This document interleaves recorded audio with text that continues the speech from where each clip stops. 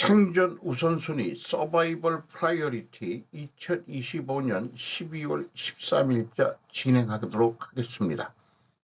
1.25 배속을 보시기 바라고요. 구독, 좋아요도 부탁드립니다.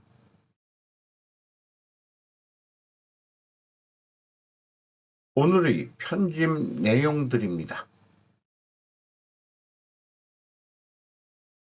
중국 경제, 일본 버블 붕괴 때보다 심각, 국제적 투자가 경고, 조급한 시진핑, 외자가 도망간 곳은 도쿄 시장이었다. 뒷도지로 12월 12일 지병사 온라인에 보도했습니다.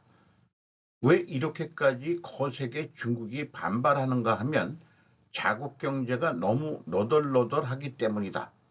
요점은 국내 불만을 가스를 빼는 외적이 필요했던 것이다. 중국 현상, 일본 버블 붕괴 때보다 심각. 캐논이 광동성 중잔시의 중산공장 등을 떨어뜨렸다는 작은 보도는 통계에 잡히지 않는 중국 경제의 반사의 호흡을 가장 날카롭게 말해주는 것일 것이다. 애초 중국은 부동산을 국가 모델의 심장으로 삼아 토지와 주택을 통해 세수와 고용도 성장도 빨아들이는 구조를 구축해 왔지만 그 심장이 거의 맥을 잃어버리고 있는 것이다. 중국은 외다리로 국가를 지탱해 왔는데 그 외다리가 부러졌다. 놀랍게도 CPI 소비자 물가지수는 마이너스권을 맴돌고 PPI 생산자 물가지수는 2년 연속 마이너스, 청년 실업률은 20 내지 30%대로 추정돼 정부는 공표조차 멈췄다. 투자가 멈추고 자본은 달아나고 위안화는 서서히 힘을 잃어가고 있다. 중산시의 중산공장이 잠잠해지는 것은 오히려 이 나라의 공기를 정확히 반영한 결과라고 할 수 있다. 중국이 외자를 필요로 하지 않게 되었다라고 하는 역방향의 구조로 이해해야 할 국면에 들어가 있는 것이다. 외자가 도망친 곳은 동경시장이었다. 단지 중국이 너무 무거워서 소거법으로 가자고 해서 가장 소거법으로 가장 약해 보였던 일본의 자금을 피난시킨 것이다. 이렇게 세계의 매크로 펀드가 입을 모았다. We don't love Japan, we just hate China 모아 일본을 사랑하는 것은 아니다. 중국이 미울 뿐이다. 라는 말이 그 속마음을 가장 잘 설명해 준다. 엔저가 진행되어 상대적으로 저렴해 보였던 일본만이 임시 거처로 선택되었을 뿐 이 상승은 기업 실력이 아니라 외자지수 매수와 엔저 착각이 만들어낸 이중의 환영에 지나지 않는다. 사실 역회전은 중국에서가 아니라 미국에서 시작될 가능성이 높다. FRB가 금리 인하를 단행하는 순간 세계머니는 모항인 나스닥으로 귀환해 도쿄 시장에 체류하고 있던 외자는 체류율을 잃고 조용한 발소리로 출구로 향할 것이다. 중국 수요 위축, 금리 인상 못하는 일본의 구조적 약점. 도쿄 시장은 지금 딱 그 경계에 서 있는 것처럼 보인다. 엔저가 순풍으로 보여 기업 실적이 늘고 외국인 매수세가 지수를 끌어올려 일본 시장이 강하다고 착각하게 한다. 이것은 죄송합니다. 이것은 한국 시장도 마찬가지라고 보여집니다.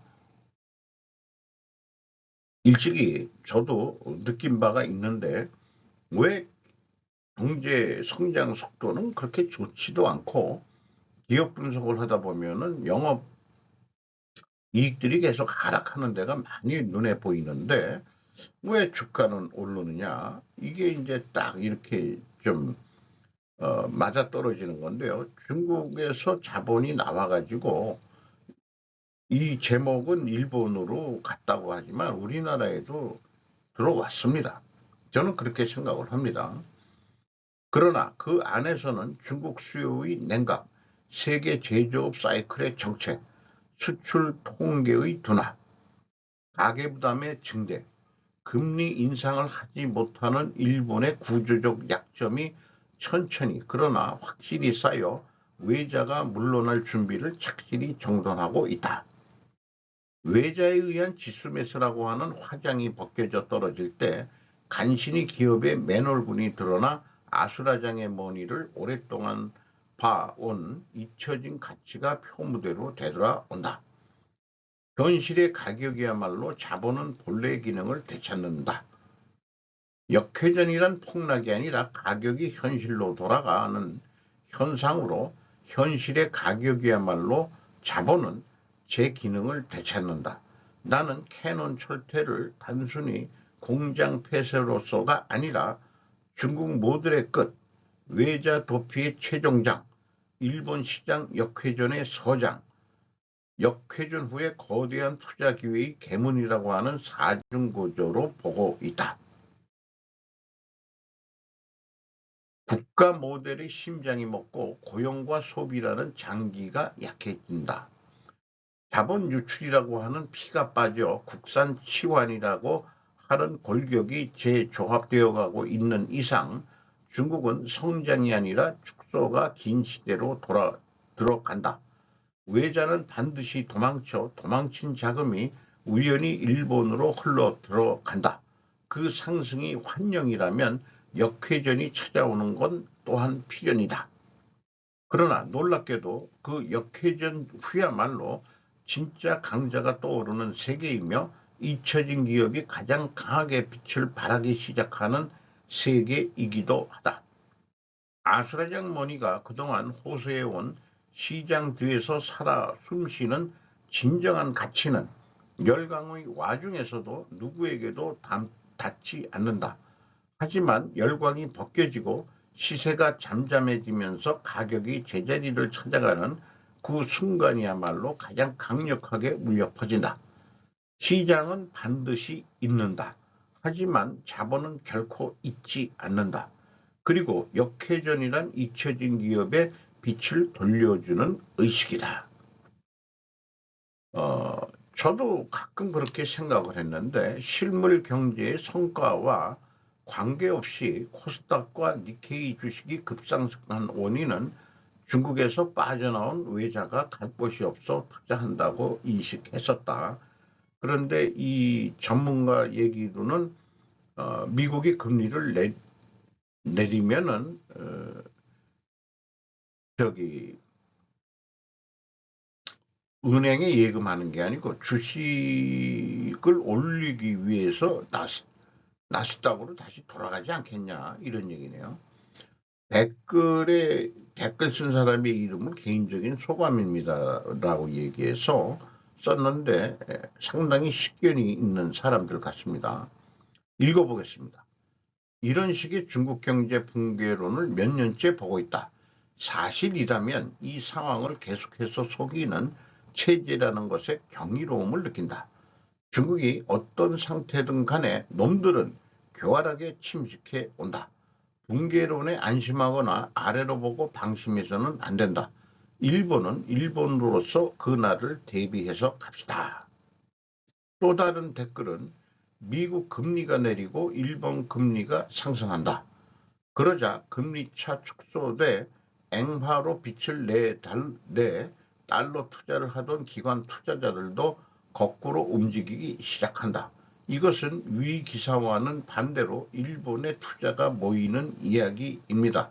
즉 이런 움직임도 나오지 않겠느냐.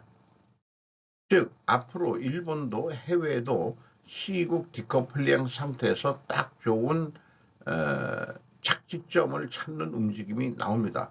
큰 자금이 움직이고 뭐 이런 거 다 기억 못해서 죄송하고요. 당분간 시장은 거칠어질 것이라고 생각합니다만은 어떻든 이 좋은 것이라고 생각을 합니다. 여기 시국이라는 게 차이나겠죠.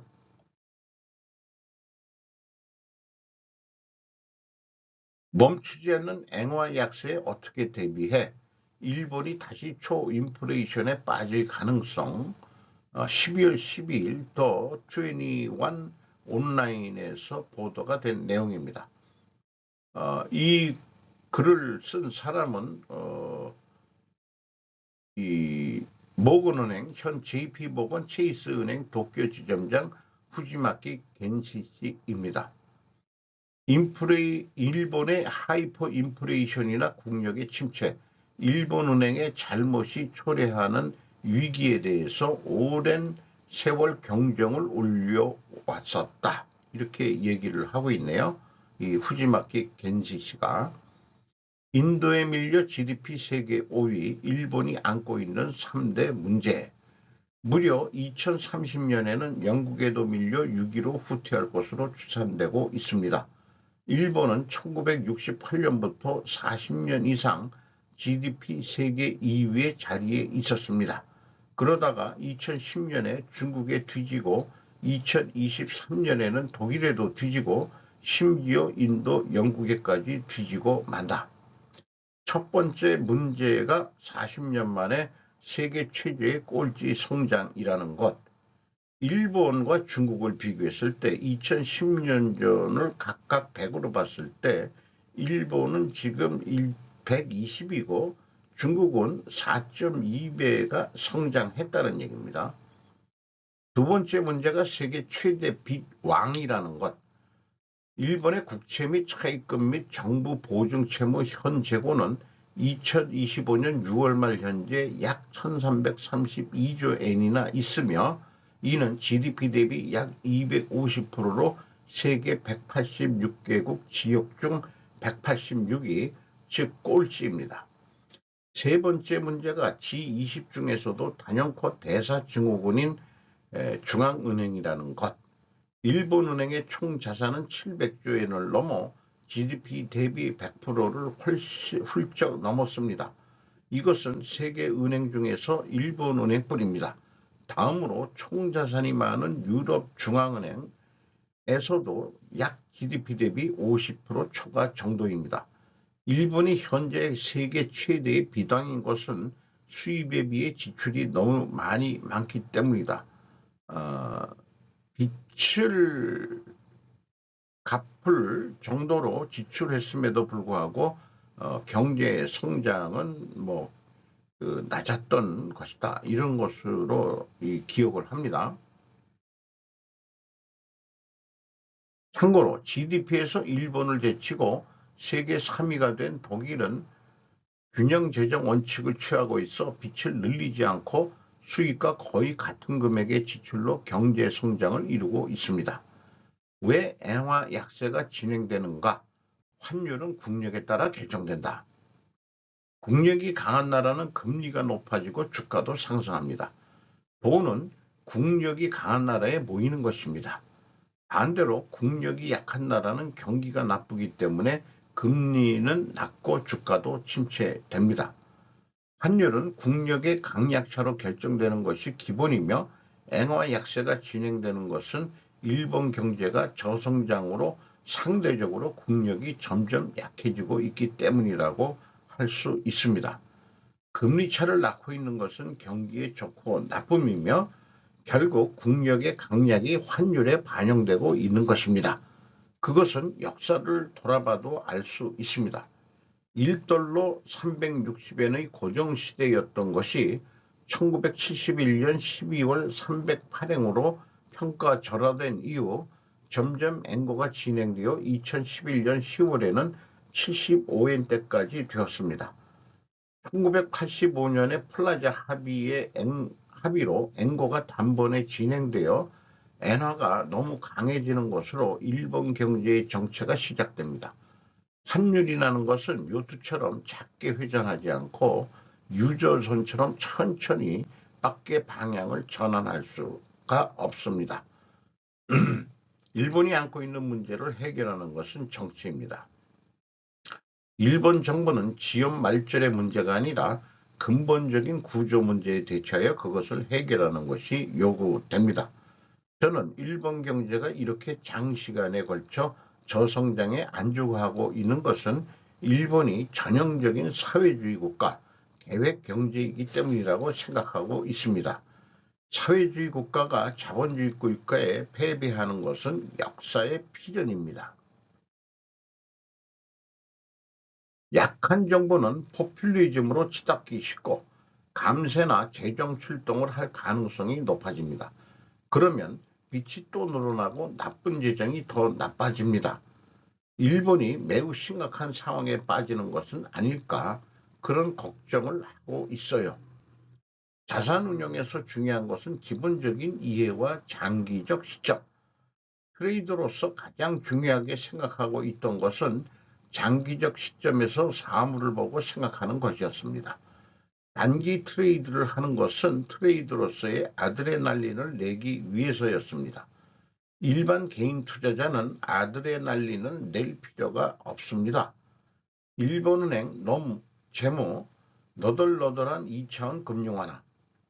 환율은 국력에 따라 결정된다고 말했지만 그것은 중앙은행이 건전한 상황이라는 것이 전제입니다. 과거의 일본은행은 각국의 중앙은행과 마찬가지로 전통적 금융론에 기초한 금융정책을 취하고 있었습니다. 전통적 금융론에서는 중앙은행은 발행하는 통화의 신용을 지키기 위해 가격이 크게 오르내리는 금융상품을 보유해서는 안 된다고 되어 있습니다. 전통적 금융론에서 일탈한 2차원 금융완화 정책으로 방향을 전환한 것이 그러다 하루이코 전 일본은행 총재. 2025년 6월 현재 일본은행의 ETF 보유액은 약 37조엔, 장기 국채는 약 566조엔, 화폐 약 600조엔이나 되고 있습니다. 정책금리가 오르면 오를수록 손해의 늪에 빠져버리는 것입니다. 일본은 전통적 금융론에서 일탈한 세계에서 유례를 볼 수 없는 비정상적인 상태에 있을 뿐 아니라 보유하고 ETF의 가치가 급등 덕분에 손해를 보지 않고 있는 것에 지나지 않습니다. 예를 들어 이자를 지급하는 예금이 500조엔이라고 하면 정책금리 0.5%로 지급이자는 2.5엔이 돼 수치이자 2.1조엔을 넘어선 0.4조엔이 손실됩니다. 정책금리가 오르면 오를수록 손해의 늪에 빠져버리는 것입니다. 일본은행은 전통적인 금융론에서 일탈한 세계에서 유례가 볼 수 없는 비정상적인 상태에 있을 뿐만 아니라 보유하는 ETF의 가격, 주가 급등 덕분에 손해를 보지 않고 있는 것에 지나지 않습니다. 지금의 일본은행은 근본이제가 아닌 주본이제,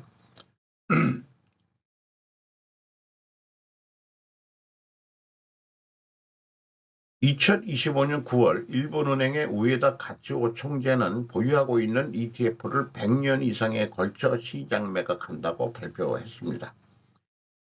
하지만 사는 데는 약 10년밖에 걸리지 않았습니다. 10년 동안 대량으로 ETF를 산 것이 얼마나 시장에 미쳤는지, 살 때는 영향이 없고 팔 때만 영향이 있다? 그런 일이 있을 리가 없어요.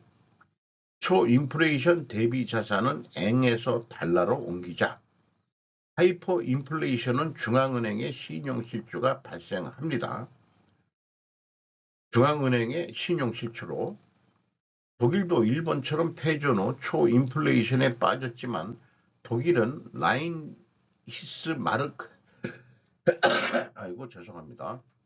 발행하던 라이히스방크 독일 제국은행을 폐지하고 새로 분데스방크 독일 연방은행을 탄생시켰으며 통화도 도이치마르크로 전환했습니다. 엔화로 자산을 가지고 있는 것은 위험하다는 것입니다.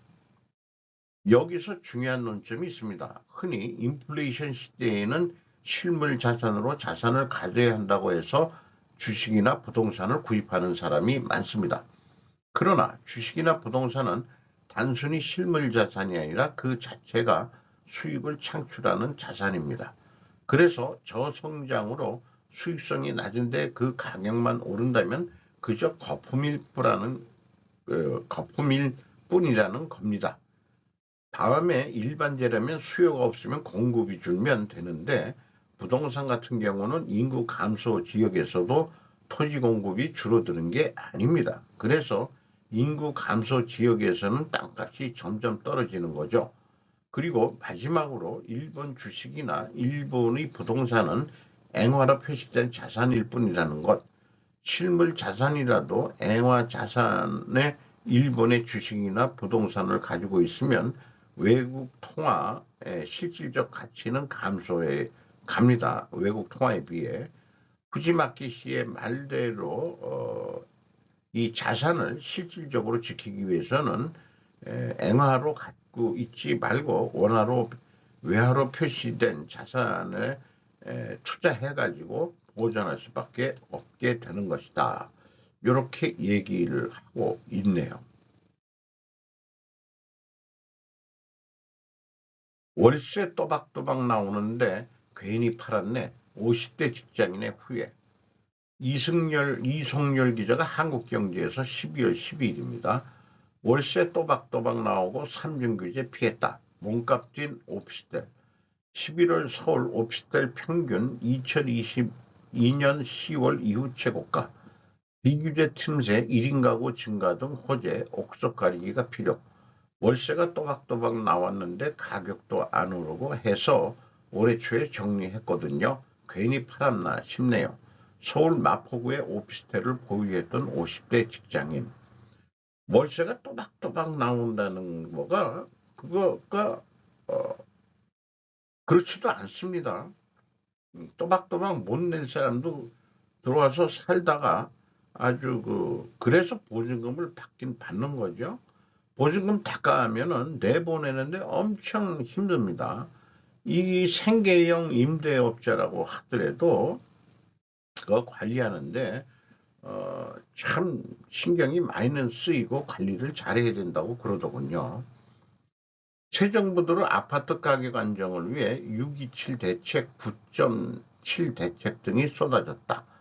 특히 10월 15일 대책에서 서울 전역과 경기 12곳의 아파트에 대해 투기 과열지구, 조정 대상 지역, 토지거래 허가구역 등 규제가 모두 적용돼 주택담보인정비율 LTV 70%에서 40%도 또 줄었다.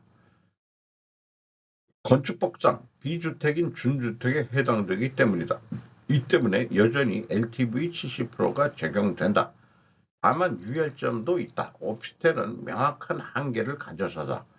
오피스텔은 재건축이나 리볼링이 현실적으로 어렵다. 또 아파트에 비해 가격 상승 여력도 제한적이고 황금성도 떨어진다. 하나, 오스탈 지분 19.9% 확보, 호주 정부 승인, 미 함정 건조 사업 기반 확보. 박혜원 기자 헤럴드 경제에서 12월 12일 보도했습니다. 하나, 오스탈 최대 주주 등급 최종 관문 넘어. 지난 3월 미국 승인 이어 호주 정부 승인 받아. 미국 해군 함정 건조 사업 기반 마련. 하나, 미국 사업 발전적인 미래를 위해 노력할 것. 호주 정부가 하나그룹의 자국조선업체 오스탈 지분을 19.9%까지 인수하도록 승인했다. 오스탈 인수를 위한 최종 관문까지 넘어가면서 하나는 오스탈 최대 주주로 등극해 미국 함정 건조까지 사업 영역을 확대할 수 있는 기반을 마련하게 됐다. 하나는 오스탈이 보유한 엘라바마 조선소를 미국 군함 생산 거점으로 키우겠다는 계획이다. 오스탈은 미국, 호주, 필리핀, 베트남 등의 조선소를 운영하며 59개국에 350조 이상을 납품해온 회사다. 특히 미 해군의 연안전투함 CLS와 고속수송선 EPE 등을 공급하는 등 시장 점유율 40 내지 60%를 유지하고 있다. 이것은 오스탈 호주 핸더슨 조선소 전경인데요. 그렇게 큰 조선소 같지는 않습니다. 크기로 봐가지고는.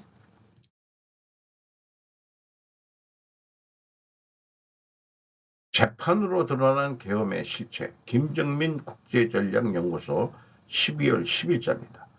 계엄 전 상황, 윤석열 정부의 비상계엄 선포를 통한 내란 혐의 진상규명 국정조사 특별위원회 2차 청문회 내용을 소개를 많이 했습니다. 증인 박민우 당시 육군 첩보대장, 부대장, 저는 노상원 사령관이 가능하다고 판단했습니다. 그건 제가 겪은 경험 때문에 그렇습니다. 2016년에 대북 임무 준비를 한 6개월 이렇게 준비했는데 노상원 사령관이 임무 끝나고 요원들을 제거하라고 그렇게 지시했었습니다. 상록수 작전, 계엄계획 박근혜 탄핵 시에 했었다. 박근혜 정권 때 북진하려 했었다. 통일은 대박이다. 예언 천원들이 난무했었다. 계엄하려 했었는데 트럼프가 대통령되면서 실패했던 것 같다. 바이든과 트럼프 정책이 다르다. 국제 이해관계가 다르다. 우크라이나 전쟁에서 푸틴이 실패했다면 심각했을 것이다. 그러나 키신저가 도와준다. 러시아가 패배하면 중국이 시베리아를 차지할 것이라고 경고. 미국 민주당 집권 시는 대부분 전쟁이 터지고 공화당 집권 시는 전쟁 예방 또는 해결하는 그런 양상을 보이는 것 같아요. 요거는 제가 좀 중간에 삽입을 한 내용을 여기다 표시를 못했네요. 북한이 남한을 도발하게 하려고 많은 것을 자극했었다. 윤석열 정부 외환 유치 시도에 대해서 박형광이라고 기자인데 군 내부 제보자 대리인으로서 무인기 2024년 10월 3일에 무인기 2대를 북한 김정은 관저로 알려진 평양 15호 관저에 드론을 날렸다고 증언했답니다. 북한을 자극해서 남침을 하면은 그걸 빌미로 북진 통일을 한다. 그런 의미로 진행을 했습니다.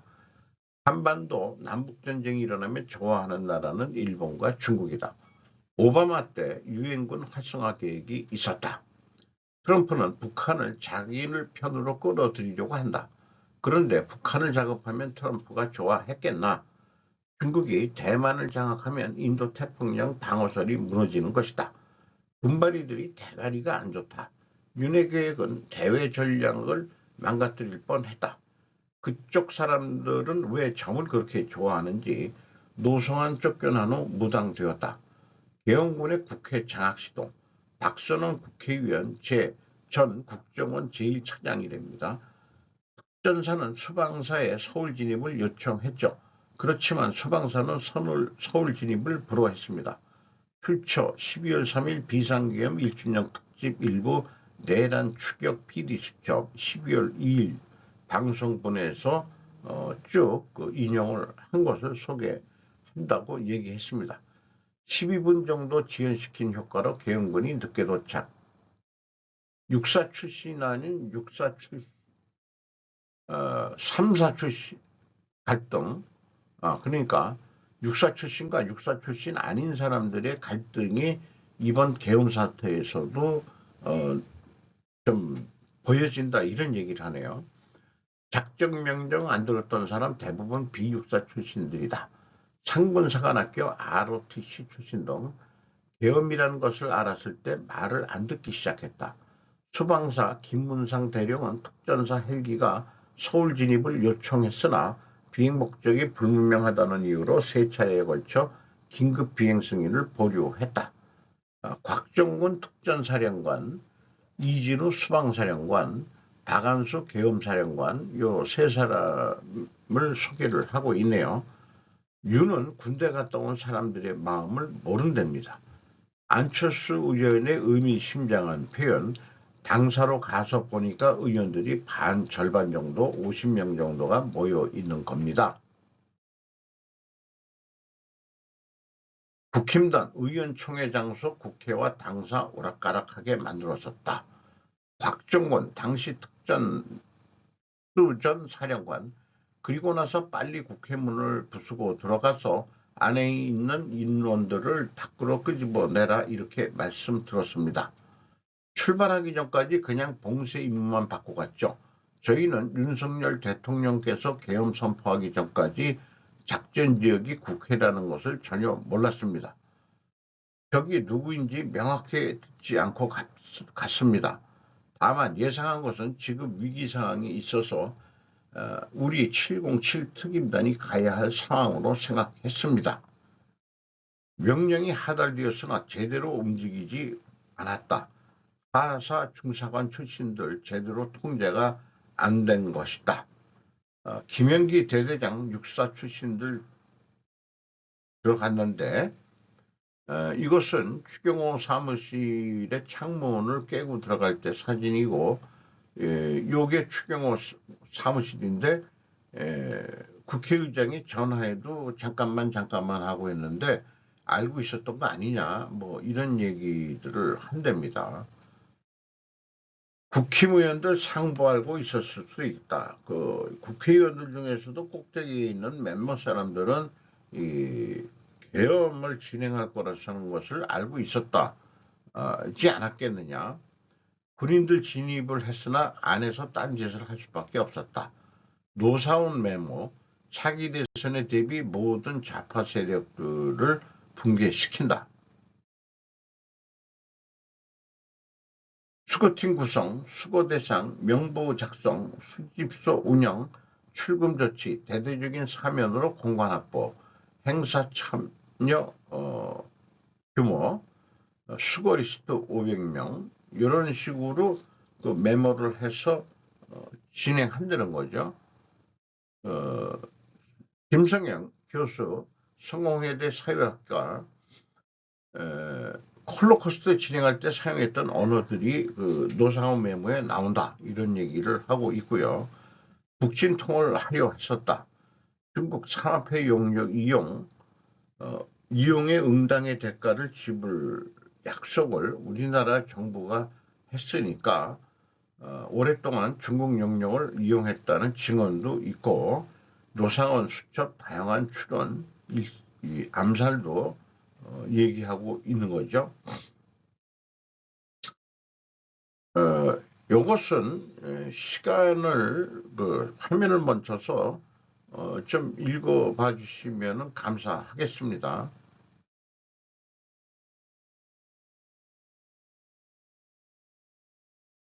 노상원 정보사령관 2016년경이었던 말입니다.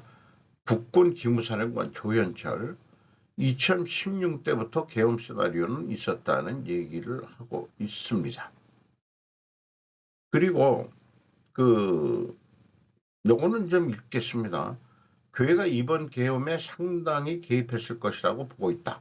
빨갱이 종북 세력으로 몰기, 종북팔이 먹고 살기, 보수 우파 기독교 세력 제거될 것이다. 세계적 흐름이다. 우리는 러시아와 같이 가야 할 파트너 나라가 되어야 한다. 남북 교류를 하든 남북 전쟁을 하든 러시아는 필요하다. 윤주의 기독교를 믿는 하나의 출신들 무당으로만 있는 게 아니다. 울란바토르 다이알로그 참여했던 경찰, 카자흐스탄 나토 회 원국, 이런 나토 회의 이런 등등의 자기는 그 논문을 쓰기 위해서 참여했었답니다. 개인 능력으로. 그리고 논문 쓰기 위해 11년 동안 해 왔었다. 이런 얘기를 하고 있네요. 내 편은 고토소이다. 이렇게까지 얘기를 하고 있습니다.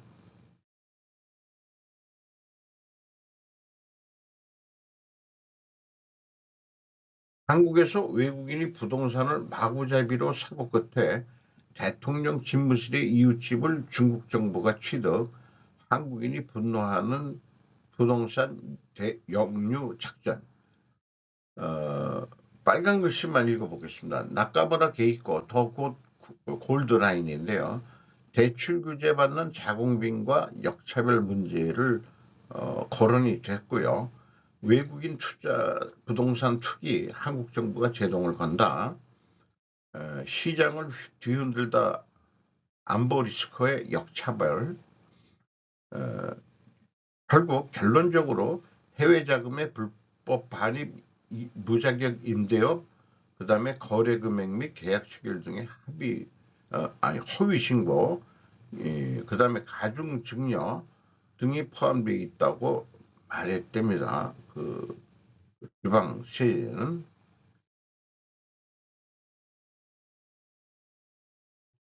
내국인은 국내 금융기관에서 대출을 받을 때 LTV, 주택담보대출 비율과 DSR, 총부채 원리금 상환 비율 등 엄격한 규제를 받는다. 반면 외국인은 규제가 느슨한 자국 금융에서 자금을 조달함으로써 한국의 엄격한 대응 대출에 회피할 수 있는 위험한 상태에 있기 때문에 비판이 거세지고 있는 것이다.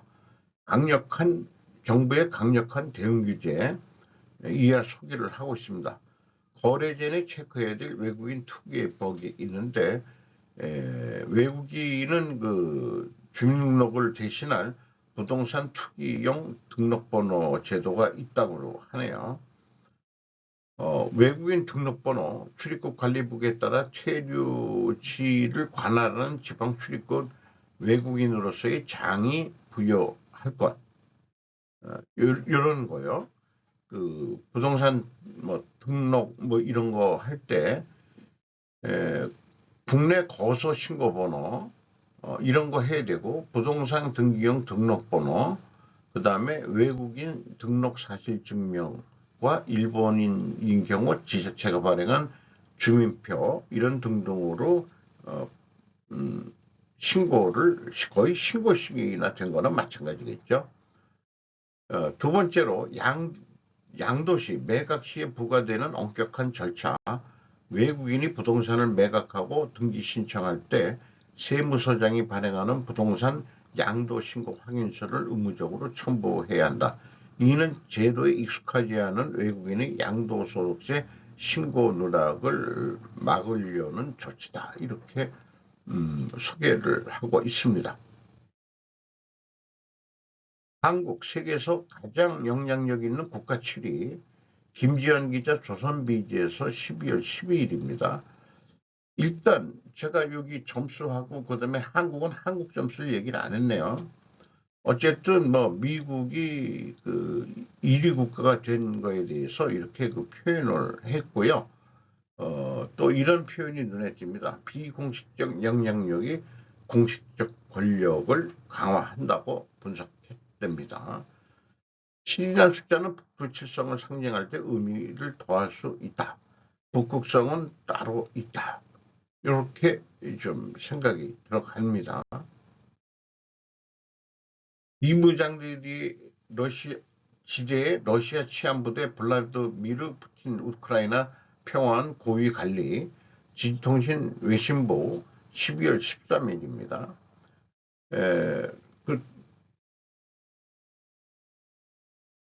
블라드 푸틴의 이 보좌관이 뭐라고 했냐면 러시아 국가 친위대 구 내무성군이나 경찰 등이 주둔하게 된다라고 주장 비무장지대에 이래야 휴전을 받을 수 있다.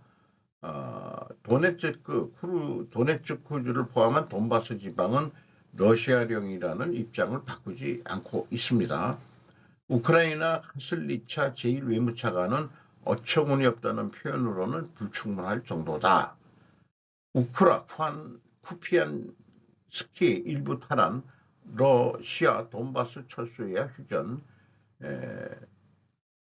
YTN 12월 13일인데, 자, 미국이 28개 휴전안을 해서 지금 계속 협상 중인데, 지금 또 딴소리가 나오고 있는 거죠. 참 어떻게 그 해결이 될지 매우 궁금합니다. 하원 민주당 제프리 앱스타인의 저택에서 찍은 더 많은 사진 공개. 두가 트럼프 젊었을 때 사진이고요. 이 여성은 누군지는 잘 모르겠네요. 클린턴도 보이고 맥스웰이 아니고 뭐라고 하고 장관